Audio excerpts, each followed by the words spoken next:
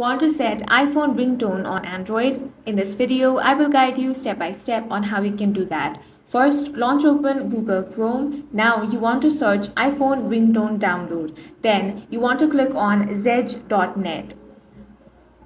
You can click on any other website as well. Just make sure that the website you clicked on is safe and legal. Now go ahead and find the iPhone ringtone that you want. Then tap on the download option. Now, once the ringtone has been downloaded, you want to open your settings.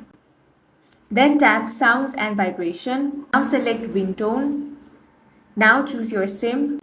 Then tap on the plus icon at the top right corner. Then from here, select the iPhone ringtone. Now tap Done.